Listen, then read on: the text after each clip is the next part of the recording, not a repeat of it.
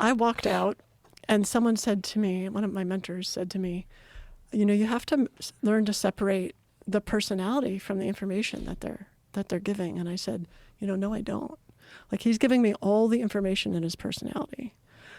Right? I don't need to learn to listen to that. I need to learn to say, unlike all of you all, I need to learn to say, I'm not going to hang out with people and put myself in the presence of people who are rude like that. That's more important than their amazing intellect.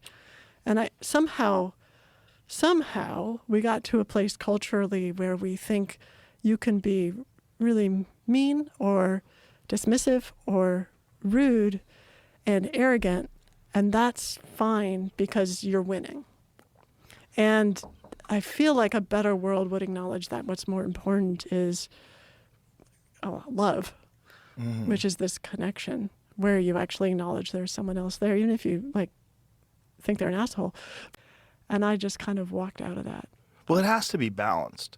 Like, I think putting all of the emphasis on the intellect itself and ignoring the personality is kind of like, the messenger is important. Like, the message is important, but the messenger sucks, that it could be like the most interesting information, but the messenger sucks. Yeah. It's not fun to listen to. It's not exciting. Yeah. Or the messenger's arrogant, or the messenger's rude, or it ruins the message. Yeah, you need both. Human beings need to communicate, and in order to communicate, we need to establish that we're just two people. And if you have some information that I don't have, I want to hear it. I don't want to she's saying too many smart things. I want to say something smart to show I'm smarter than her. Well, hold on there.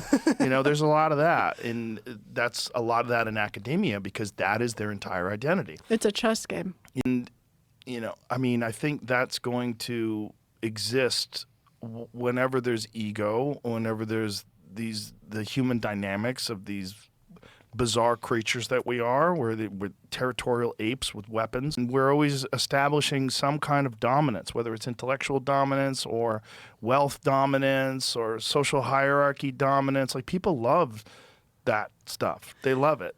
Is it do we, or so I... They love to play it. They love to pretend. We love to pretend it, but do we really... Well, that's why people name drop. That's why people want to have the fanciest cars and the nicest watches and I know, the but biggest is houses. that really making them happy? No, it's not.